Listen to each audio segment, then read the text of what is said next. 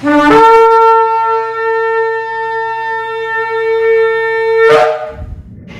Shalom, está la congregación Beit Sheffield del sector Candelaria en Arecibo. Esta que le habla es la Roa y la doctora Maritza Rivera, y venimos hoy con una parashá nueva, la parashá número 24, la parashá Vayikra, la cual significa y llamó. Esta parashá se encuentra en el Sefer, en el libro de Levíticos, Vayikra, capítulo 1, del versículo 1 hasta el capítulo 6-7, y esta parashá nos habla a nosotros sobre lo que se va a hacer ahora en el santuario. Ya construido el santuario, ahora entonces vamos a ver todas las cosas que van a pasar dentro del santuario. Entonces, Yahweh llama a Moshe a la tienda del encuentro, le comunica las leyes de los korbanot, las ofrendas de animales, de las ofrendas vegetales traídas al santuario, las cuales incluyen la ofrenda de elevación, que es olá, que es totalmente incinerada para Yahweh en el fuego del altar. También 5 variedades de ofrendas vegetales, que es minjá, preparadas con harina fina, aceite de oliva y oliván. La ofrenda de paz, que es la shalamim, cuya carne era comida por aquel que traía la ofrenda, mientras que ciertas partes eran quemadas en el altar y otras entregadas a los kohanim. Y los diferentes tipos de ofrendas de pecado, que son hatat, traída para expiar por transgresiones cometidas erróneamente por el sumo Cohen, la comunidad entera, el rey o un yahudí ordinario, un hebreo ordinario. Entonces la ofrenda de culpa, que es asham, era también traída por una persona que obtuvo beneficio de la propiedad del santuario, o por quien tiene duda de si transgredió una prohibición divina, o por quien traicionó a Elohim y a través de jurar en falso para defraudar. Prácticamente todo esto es lo que son las korbanot, las ofrendas. Entonces entramos en el capítulo 1 y versículo 2, donde dice: ahora los hijos de Israel, y dile, cuando alguno de vosotros traiga una ofrenda a Yahweh, traeráis vuestra ofrenda de animales del ganado o del rebaño. Los sacrificios corresponden al acto de la creación, cuando Yahweh separó el bien del mal. Y de la misma manera los sacrificios separan el bien del mal. Porque estás haciendo que tú hiciste un mal y a través de este sacrificio se va a hacer un bien. Entonces los sacrificios ascienden al poderoso, y al elevarse a semejantes alturas, los sacrificios animales tienen el poder en particular de rectificar, porque usted está haciendo un sacrificio para rectificar delante de Abba. Entonces cada clase de sacrificio era ofrecida en un lugar especial del templo, del Mishkan. Algunos sacrificios eran ofrecidos en el Kadosh de los Kadoshim, en el lugar santísimo. Otros debían ser sacrificados en la sección norte del patio, y otros eran llevados al área general del templo. O sea, dependiendo de la ofrenda que usted estaba presentando, era el lugar que usted iba a estar haciéndola, este sacrificio. Entonces, así como cada sacrificio tenía su propio lugar, cada uno tenía el objetivo de efectuar una rectificación diferente y una clase diferente de perdón, dependiendo de lo que usted, ¿verdad?, hubiera hecho en transgresión. En el capítulo 1:3 dice: si su sacrificio es una ofrenda de un vacuno, ofrecerá un macho sin defecto, lo traerá a la entrada en el patio de la tienda de reunión para que sea aceptada delante de Yahweh. El olá, que era la ofrenda quemada, expía por los malos pensamientos. Entonces, olá significa literalmente ascender. Entonces puede ser asociado con los pensamientos de la persona que ascienden de una manera arrogante. Nuestros sabios comparan la arrogancia con la idolatría. Entonces los sacrificios se hacen delante de la entrada del santuario, este tipo de sacrificio. Y el oferente tenía que demostrar por sus actitudes que está haciendo un acto consciente y que estaba haciendo introspección y no un acto rutinario, porque a veces la gente cae en rutina. Voy, vengo, me siento, me paro, en acto de ¿qué? De rutina. Y por eso la Torá le pide que él mismo conduzca el animal hasta la entrada de la tienda de reunión y por eso también deberá hacerlo, pero ¿de cómo? De su propia voluntad, y no solamente de su propia voluntad, de buen agrado. Porque nada que usted haga de desgano, de mala forma, sin deseo de hacerlo, ya bueno lo va a aceptar. Si usted va a dar una ofrenda, va esto, aquello, yo que tenía que pagar esto, tenía que hacer aquello, usted lo está dando de mal gana. Entonces, si usted lo da de desagradado, pues entonces que el poderoso no le va a dar ¿qué? No le va a retribuir a usted por eso. Porque dice que cuando demos de corazón, tenemos que dar ¿cómo? De buena manera, de buena forma, con voluntad propia, no obligado ni coaccionado, sino todo hacerlo, dice como la Escritura, que lo hagamos como de corazón. Y si usted no hace las cosas de corazón, porque dice que cuando hagamos todo, inclusive la Torá dice que cuando usted haga las cosas, hágalas como si fuera para su Padre Celestial. Si usted tiene que servirle al jefe, tiene que servirle a su esposa, tiene que servirle a los hijos, hágalo como si fuera para su Padre Celestial, dice la Escritura. Entonces usted va a ser ¿qué? Recompensado. ¿Por qué? Porque la recompensa viene de los shamayim. La recompensa no viene del hombre, ni del ser humano. El hombre siempre tiende a olvidar. Siempre tiende a olvidar todo lo bueno que el poderoso hace por ellos. Entonces hay momentos en que Abba tiene que llevarte contra la pared para que tú te acuerdes y para que tú pongas tus ojos en ¿dónde? En los shamayim. En el capítulo 1 y versículo 4 dice: luego pondrá su mano sobre la cabeza de la ofrenda quemada y le será aceptado para hacer expiación por él. Aquel que trae un sacrificio tiene que apoyarse sobre el animal y al hacerlo tenía que ¿qué? Confesar sus pecados. Y con ello, ¿qué hace? Uno transfiere hacia el animal los pecados que fueron causados por sus tendencias animales. La Escritura dice que el hombre se corrompe como ¿qué? Como animal.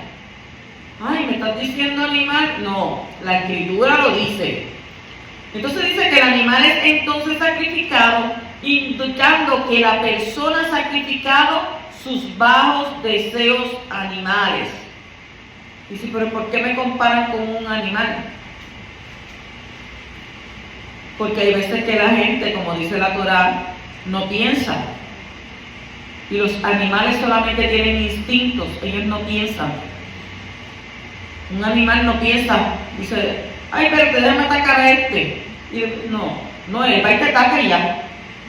Él no lo piensa, tiene instinto. Capítulo 1:5 dice: entonces degollará el novillo delante de Yahweh, y los hijos de Aarón, los cuales ofrecerán la sangre, y la arrojarán por todos lados sobre el altar que está a la entrada de la tienda de reunión. La sangre del animal era ofrecida sobre el altar como una expresión de arrepentimiento por la sangre caliente que se posesionó de la persona y la hizo pecar. Hoy en día, incluso sin el templo, sin el Mishkan, también podemos presentar sacrificios, porque la gente siempre iba a hacer los sacrificios allá al templo. Entonces, usted puede presentar sacrificios. ¿Estos son qué? ¿Qué sacrificios son? El deseo constante de la persona y su anhelo de servir a Yahweh. Entonces, tan poderosas son estas expresiones positivas de voluntad que entonces anulan las fuerzas del mal. Entonces traemos un sacrificio diario para separar ¿qué? Para separar el nivel animal del nivel humano. Y durante el día los pecados hacen que la persona descienda del nivel humano al nivel animal, porque no tiene ¿qué? Razonamiento. Entonces al ofrecer el sacrificio animal diario, incluso de manera simbólica, sacrificamos ¿qué? Nuestro comportamiento, nuestra tendencia animal, y volvemos entonces ¿qué? Al nivel humano. Nosotros a veces, ¿verdad? Cuando entramos en ira, dice que la persona a veces se pone ¿qué? Iracunda. Y cuando una persona se pone iracunda, no entra en razón. Y esa es una comparación con un animal. Porque usted ve a un pitbull rabioso, ese pitbull entra en razón, se lo come hasta que no termina con usted, no se aplaca la ira. O sea que no tiene una voluntad de poder, ¿verdad? Decir, no, espérate, déjame razonar en esto. No tiene razonamiento lógico y crítico. Te ataca y ya. Dice el 1:9, pero las entrañas y las patas las lavará él con agua y el cohen lo quemará todo sobre el altar como ofrenda de ascensión. Es ofrenda encendida de aroma agradable para Yahweh. Cuando dice la frase aroma agradable, está escrita tanto en referencia a un novillo como a una oveja y a la ofrenda vegetal. Esto nos enseña que aunque la ofrenda sea grande o pequeña, Yahweh la acepta mientras las intenciones de la persona estén dirigidas hacia él. Cada persona posee una percepción diferente de la verdad. Y esta tiene un concepto amplio, aquella otra uno más estrecho. Pero lo único que cuenta es la sinceridad de las devociones de cada uno. El olor grato delante de él no mana de animal cruelmente sacrificado, sino de ¿qué? Sino del corazón de la persona que lleva el sacrificio a Yahweh. Abba no está mirando el animal, está mirando tu voluntad, el sacrificio que tú estás haciendo delante de él, está mirando tu corazón. Entonces, si el corazón del hombre no está entregado a él, su sacrificio no es agradable. Y es que por esto que está escrito que Yahweh miró con agrado a Abel y miró su ofrenda. Y en primer lugar miró al hombre y ¿qué dice? Y luego miró su ofrenda. Por eso entonces tú vas a hacer ¿qué? Mirado primero con cuán corazón tú vienes delante de Yahweh. Y entonces luego él va a mirar tu sacrificio. O sea que la ofrenda es una expresión de un corazón que ama. Y por otro lado también podemos destacar la ofrenda del Mashiach Yeshua, que está simbolizada por todos los sacrificios. Al ver el animal sacrificado de la manera correcta, entonces Yahweh se acuerda del sacrificio de su hijo y de esta manera él se agrada. ¿Por qué? Porque el resultado de ese sacrificio es inmensamente positivo para toda la creación. Hoy en día no hay templo, no hay Mishkan, pero también hoy en día no hay sacrificios de animales. ¿Por qué? Porque Yeshua HaMashiach vino a ser el cordero sacrificado y ya nosotros no tenemos que sacrificar animales para ser perdonados. ¿Por qué? Porque tenemos un Mashiach que intercede, dice la Escritura, a la diestra de nuestro Padre por nosotros. O sea que ya Él fue sacrificado y nosotros no tenemos la necesidad de hacer, ¿verdad?, ningún sacrificio de animales ni derramar sangre tampoco. Porque ya ese sacrificio fue cumplido ¿por quién? Por nuestro Mashiach. En el 1:13 dice, es holocausto, una ofrenda encendida de aroma agradable para el Creador. ¿Cómo se puede aplicar el principio del holocausto de manera personal? ¿Cómo aplicamos el principio del holocausto de manera personal? La olá, que es holocausto, representa la entrega total de nuestras vidas. Le damos todo lo que somos a Yahweh. Nos damos a nosotros mismos a Él. O sea, no damos en primer lugar lo que tenemos o lo que podemos lograr, sino a nosotros mismos como ofrenda de ascensión para ser ¿qué? Consumidos delante de Él. Y no tener nada para nosotros mismos. ¿Por qué? Porque nosotros no nos pertenecemos. En el momento de la entrega somos presentados ante Abba. ¿Para qué? Para luego, poco a poco, experimentar la olá, empezando por darle nuestra vida, representada por la sangre. Y después de darle nuestra vida, Él nos va partiendo en trozos. Primero toma nuestra cabeza, nuestra mente, y la quema hasta que no quede nada de lo nuestro. Entonces nuestra oración será que luego no se haga mi voluntad, sino la tuya. ¿Por qué? Porque las cosas no son de la manera que yo las entiendo, sino según lo que tú entiendas y según están reveladas en tu Torá. Y el siguiente paso del sacrificio de nuestro debe ser es cuando es quitado el cebo, o sea, aquella protección que cubre nuestras entrañas. ¿Cuáles son? Nuestros motivos, nuestras intenciones, nuestros sentimientos. Y de esa manera somos hechos vulnerables. Nuestra insensibilidad hacia lo divino es eliminada. Entonces, esto se puede comparar con la circuncisión del corazón, según el libro de Devarim, Deuteronomio, capítulo 10 y versículo 16.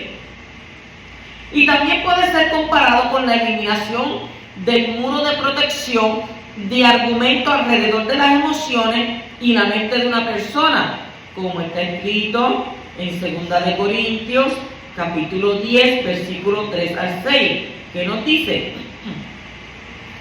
pues aunque andamos en la carne, no luchamos según la carne, porque las armas de nuestra contienda o de nuestra milicia no son carnales, sino son ¿qué? Poderosas en Yahweh para la destrucción de fortaleza, destruyendo ¿qué? Especulaciones y todo razonamiento altivo que se levanta contra el conocimiento de Abacadosh, y poniendo todo pensamiento en cautiverio a la obediencia del Mashiach, y estando preparado para castigar toda desobediencia cuando vuestra obediencia sea completa.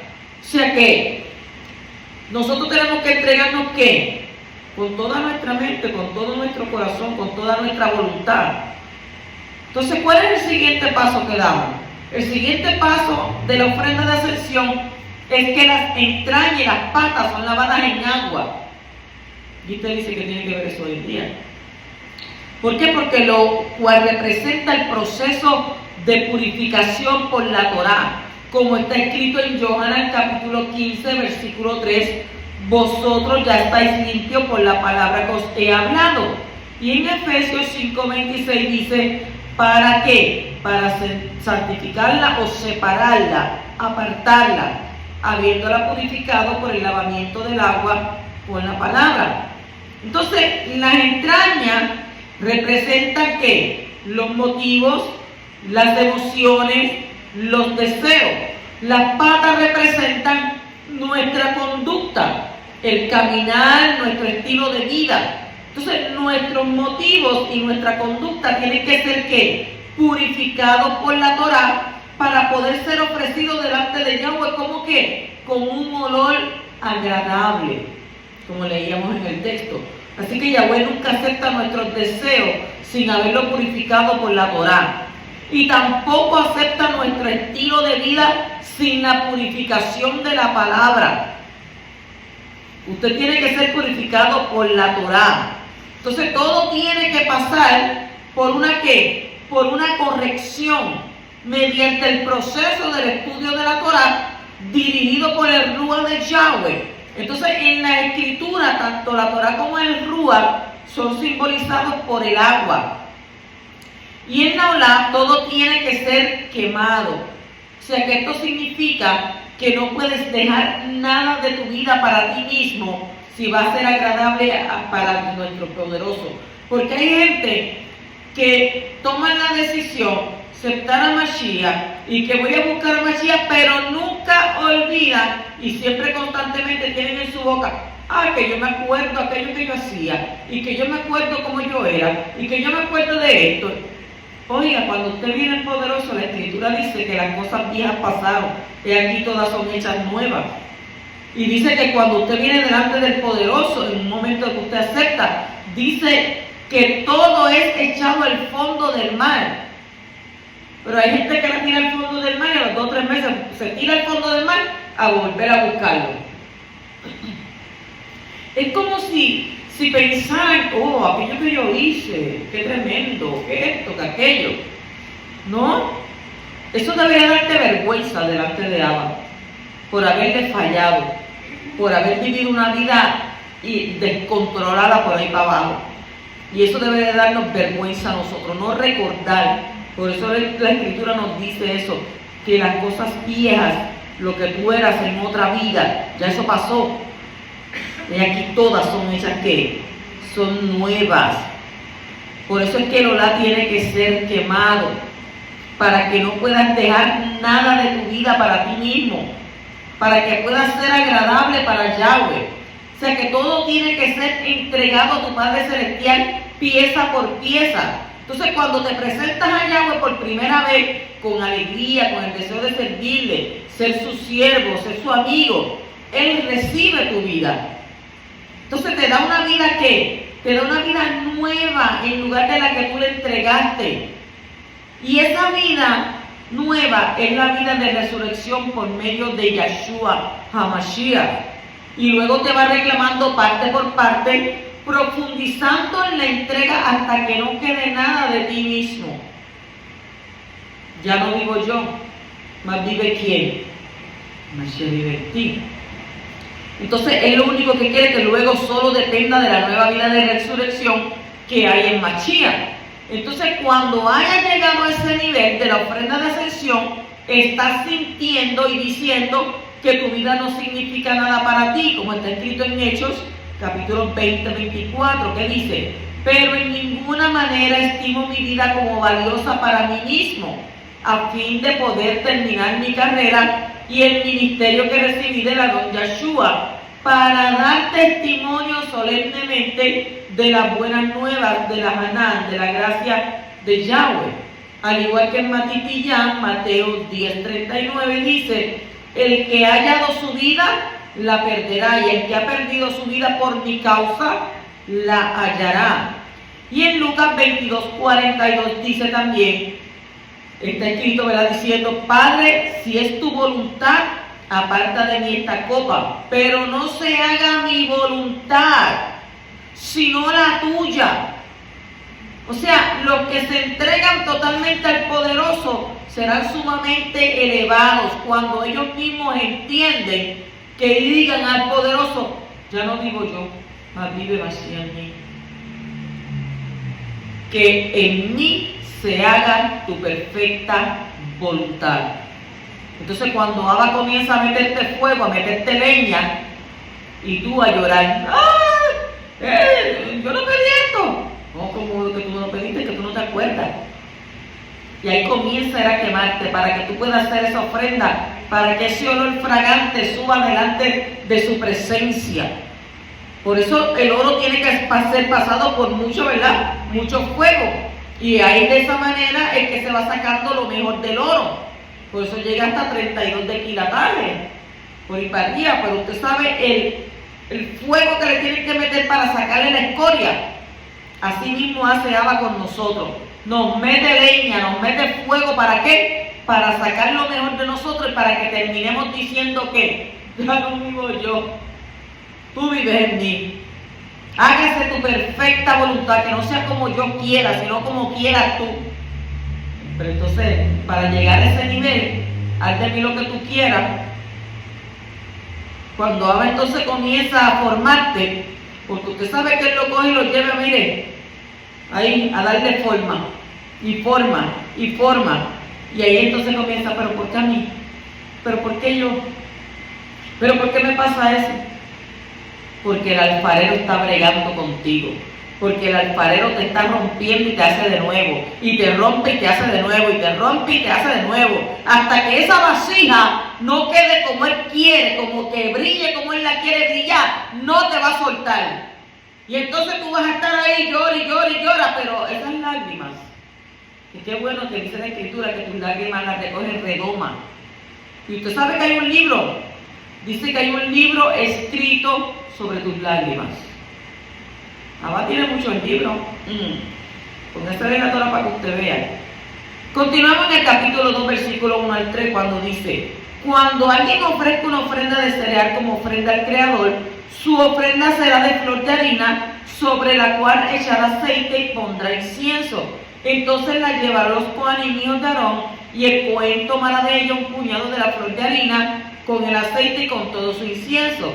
Y el Cohen la quemará como memorial sobre el altar. Es ofrenda encendida de aroma agradable para el Creador, y el resto de la ofrenda de cereal pertenece a Aarón y a sus hijos. Es cosa kadoshim de las ofrendas encendidas para el Creador. ¿Cómo se puede aplicar el principio de la ofrenda de cereal de manera personal. El sacrificio de Alá, que es ascensión, el holocausto, se da de animales. Entonces, estos animales representan la vida del hombre.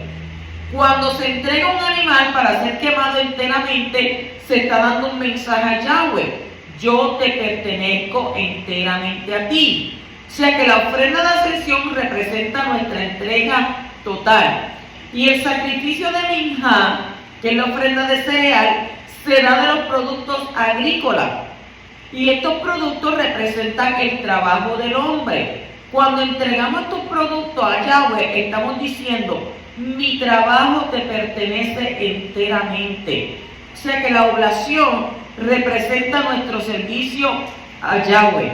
Entonces, mientras que la ofrenda de ascensión no es comida. La mayor parte de la oblación es comida por los Kohanim. Entonces, solo un puñado de harina es ofrecido en el altar junto con todo el incienso.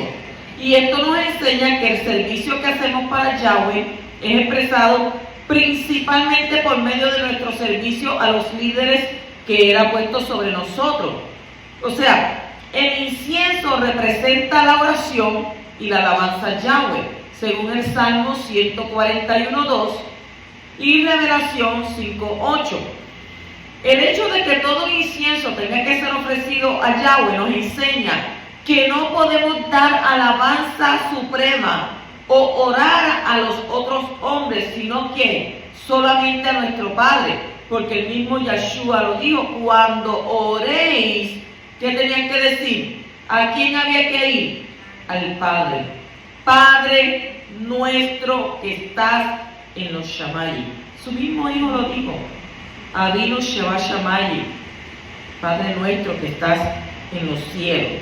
Entonces, no se puede servir a Yahweh sin servir a los hombres, y especialmente los líderes que Yahweh ha puesto, como está escrito en 2 de Corintios capítulo 8 y versículo 5, que dice: y esto no como lo habíamos esperado, sino que primeramente se dieron a sí mismo al Creador y luego a nosotros por la voluntad de Yahweh. O sea que primero se dieron al Adón, lo cual es el sacrificio de Olá, de entrega total a Abacadosh, y luego se dieron a los emisarios, que eran los líderes que Yahweh había puesto sobre ellos. No puede haber una entrega total a Yahweh sin un servicio y sometimiento a los líderes que era puesto. El Padre busca adoradores que le adoren en espíritu y en verdad, en Ruach Emet. Y un adorador es uno que se ha entregado enteramente a Él, que ha pasado por la experiencia de la Olá. Entonces, solo el que pasa por la Olá, y que es la Olá, la ofrenda, puede luego servir a Yahweh con sus obras. Y por eso la Olá es presentada antes que la Minjá. ¿Por qué? Porque Yahweh busca corazones entregados y dispuestos a hacer su voluntad. Entonces, ¿tú has entregado tu corazón a Yahweh? ¿Eres completamente suyo? ¿Estás reteniendo algo de tu vida para no ser entregado a tu Padre? ¿Has dado un sacrificio de Olá de ti mismo? En tal caso, pues podrás servirle entonces correctamente. Si no, tus obras y tus servicios a Yahweh no van a ser totalmente agradables para Él. Porque cuando usted viene a Él, usted tiene que dar una entrega completa. Usted tiene que ser completamente para Él. No, yo te voy a servir, pero yo te voy a decir algo. A mí todavía esto me gusta de allá del mundo. Todavía tengo esa mala inclinación que me empuja. Pero yo tengo que luchar con eso, yo tengo que pelear con eso. Tú tienes que darme un tiempito, un break en lo que yo brego. Eso no es así. Tú te entregas completamente al poderoso y Él comienza a transformarte. Él comienza a bregar contigo. Él comienza a sacar lo que a Él no le agrada. Él comienza a moldearte. Entonces, cuando Él entienda que esto, aquello y lo otro, porque Yahweh sabe las cosas que nosotros tenemos escondidas en los corazones. Yahweh dice en la Escritura que Él escudriña lo más profundo de nuestro corazón y de nuestros pensamientos. No, yo voy a entregar esto, pero esto no. ¿Y cómo que no? Si eso Él lo está viendo. Lo que tú estás haciendo escondida, Él lo está viendo. ¿A dónde me esconderé de tu presencia? Si donde quiera que yo vaya, ahí tú estás. Me decía alguien, pues yo no me puedo bañar desnudo porque ahora estáis viéndome. Te ves completamente con rayos X. ¡Wow! Porque si escudriña tu corazón y tus pensamientos, ¿qué le vas a esconder tú? ¿Qué le vas a esconder? ¿Estás escondiendo lo de afuera? Tú no tienes que esconder lo de afuera, si él está viendo inclusive lo de adentro. Entonces, por eso dijo David, ¿a dónde me esconderé? Si donde quiera que yo me vaya a esconder, ahí tú me estás viendo. Eso es como cuando te encierras en el closet y no hay nadie. De momento mira y los ojos están ahí.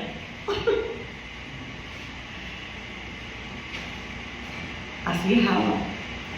¿Por qué? Porque eres un Elohim celoso. Eres el Cana. Y tú eres de él. ¿Por qué? Porque él dice, yo te escogí a ti desde antes de la fundación del mundo. Y mío eres tú. Tú no eres tuyo. Tú no te perteneces. Es más, ni siquiera ese cuerpo te pertenece. Porque cuando tenemos que partir de este mundo, el cuerpo se queda. ¿Y dónde está la esencia? Lo dice el libro de Eclesiastés, cuando el cordón de plata se rompe, que es entre la vida y la muerte, el espíritu va ¿a dónde? Al que te lo dio. ¿Y quién te lo dio? Pues tú no eres tuyo. O sea, hay gente que discute, pues eso no es libre albedrío. ¿Pero por qué no es libre albedrío? Si tienes libre albedrío, tú puedes escoger. Tú puedes escoger hacerlo bien y puedes escoger hacerlo malo. Tienes libre albedrío. El mismo Moshe dijo, mira, escoge la vida o escoge la muerte. Tú puedes ser salvado o puedes ser condenado. Ese es libre albedrío, que todo está ¿qué? En tu mano. Y no solamente en tu mano, en el poder de tu lengua. En el poder de tu lengua. ¿Por qué? Porque con ella se confiesa ¿para qué? ¿Para qué se confiesa? Soy salvo. Pues que me condenen. Entonces, tienes libre albedrío. Sí, pero eso no es ser tener libre albedrío.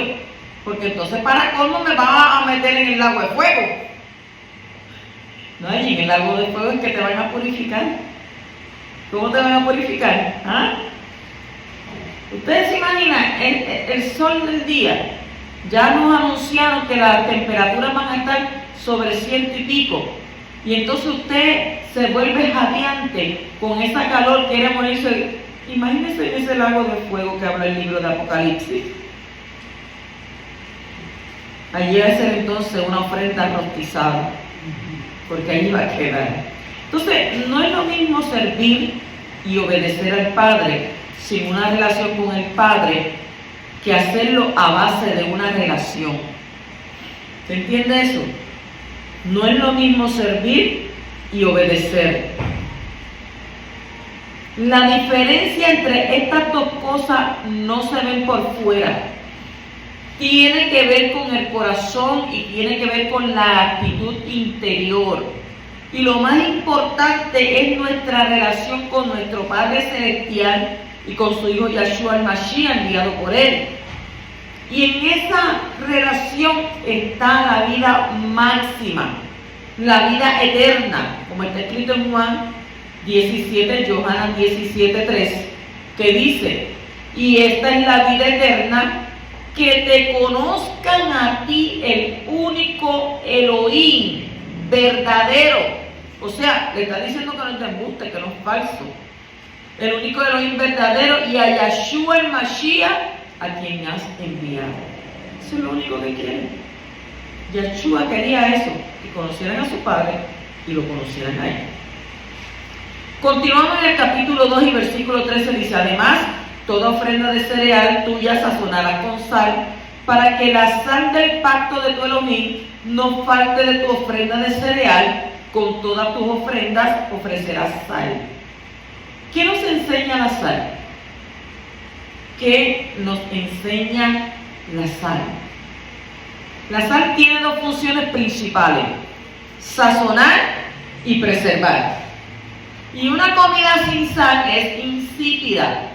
Y alimentos bien salados se mantienen sanos durante mucho tiempo.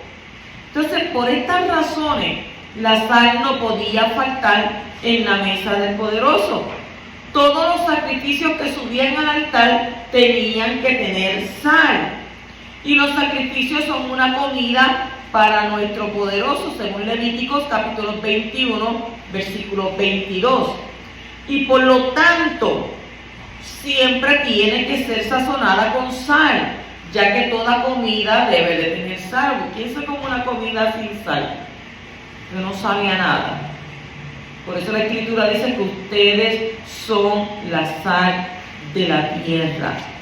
Somos la sal de la tierra. Entonces, como la sal tiene la capacidad de preservar los alimentos, también simboliza algo perpetuo. La sal del mar salado, llamada sal de Sodom, que normalmente se usaba en Israel en tiempos antiguos, nunca pierde su sazón. Y por esta razón la sal simboliza lo eterno y es usada como señal de pacto. Y lo fundamental de un pacto es que sea perpetuo, y por eso la sal es un buen símbolo para ello.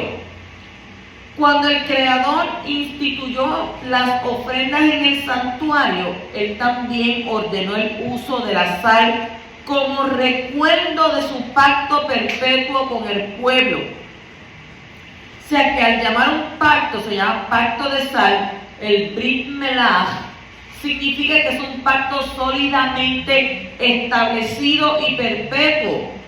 Y 2 veces aparece esa expresión en las Escrituras, en el libro de Números 18:19 y segunda de Crónicas 13:5. O sea que la sal tenía que acompañar no solamente todas las ofrendas que subían al altar, sino que también el incienso y el pan, el eje de la proposición. Incluso se usaba para la rampa del altar para que los coanín no resbalaran. Y en la mesa de un yahudí, un israelita, no debe de faltar la sal.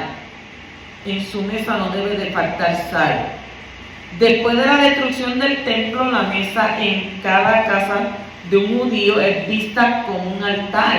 Entonces, por eso, después de hacer la verajá, la bendición sobre el leje, sobre el pan, es costumbre echar sal sobre el pan o meter los trocitos de pan en sal antes de comerlo. Y así se recuerda el pacto delante de Yahweh. El texto que hemos resaltado también nos enseña que solo se puede acercarse al Creador a base de un pacto. Es imposible acercarse a Abba sin tener un pacto como fundamento. La palabra hebrea que normalmente se traduce como sacrificio es corbán, y en este versículo fue traducida como ofrenda. O sea que la raíz de esa palabra es karab, que significa acercar o acercarse.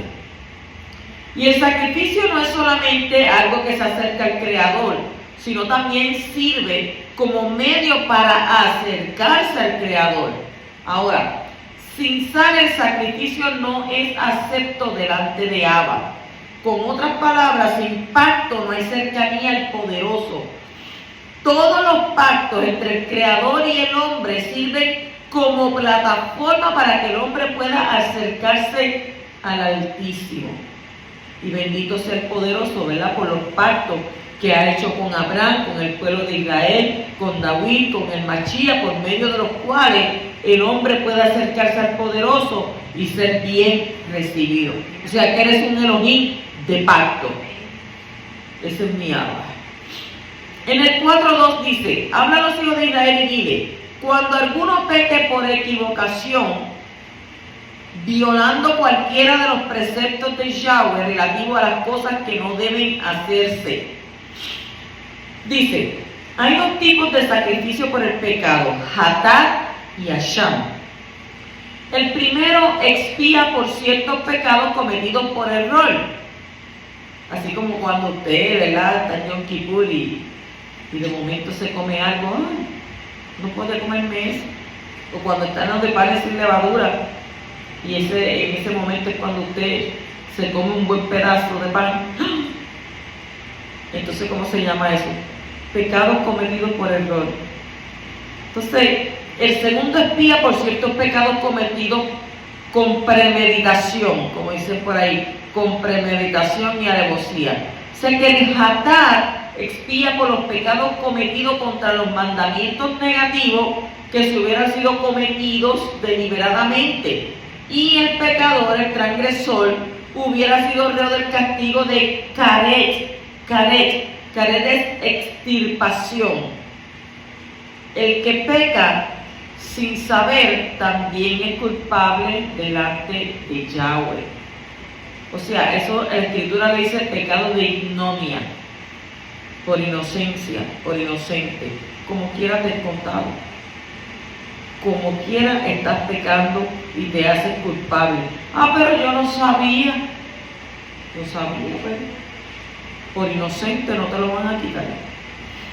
También eres culpable delante del Poderoso. O sea que tienes que pedir perdón por eso. En el capítulo 4:4 dice: traerá el novillo a la puerta de la tienda de reunión delante de Yahweh, pondrá su mano sobre la cabeza del novillo, lo degollará delante de Yahweh. El verbo caper, que traducimos como expiar, es usado en el lenguaje escritural en varias oportunidades con el sentido de cubrir. Caper es cubrir. Entonces, en realidad parece ser que la acción meritoria del hombre hace el efecto de cubrir la mala acción anterior. Con el transcurso del tiempo, este verbo ha pasado a significar expiación o simplemente perdón. ¿Ven? El verbo caper. En el capítulo 4:35, en el versículo 35 y el capítulo 5:10 dice: así hará el Cohen expiación por él y será perdonado, y así hará el Cohen expiación por él por el pecado que ha cometido y será perdonado, y así el Cohen hará expiación por él por el pecado que ha cometido y le será perdonado. Y usted dirá: pero está leyendo lo mismo tantas veces, está leyendo lo mismo. El Cohen hará expiación por él y por el pecado que ha cometido y le será perdonado. Entonces solo dice que en el capítulo 4:31, versículo 35 y en el capítulo 5:10. ¿Podrá el pecado recibir perdón? ¿Podrá el pecado recibir perdón? El pecado es el quebrantamiento de un mandamiento. Si el Creador ordena no hacer algo y el hombre lo hace, entonces comete un pecado. Y ese pecado atrae la ira justa del Altísimo, que a su vez produce consecuencias graves. Pero al mismo tiempo el Creador, en su gran misericordia, da al hombre la posibilidad de arrepentirse de su pecado y buscar la reconciliación con él, para que no le vengan todas las consecuencias negativas de su pecado. En el servicio del santuario terrenal, el Creador instituyó un sistema de expiación y perdón de pecado para su pueblo, para que él pudiera seguir viviendo con ellos a pesar de sus errores y su rebeldía. Entonces, el pecado tiene que ser tratado de una u otra manera. Si el pecador no se arrepiente de su pecado, tendrá entonces que sufrir las consecuencias de él. Pero si se arrepiente, el Poderoso se vuelve de su ira y perdona al pecador. Sin embargo, como el pecado tiene que ser tratado de alguna u otra forma o una manera, surgió el sistema de sacrificio por medio de expiación por el pecado.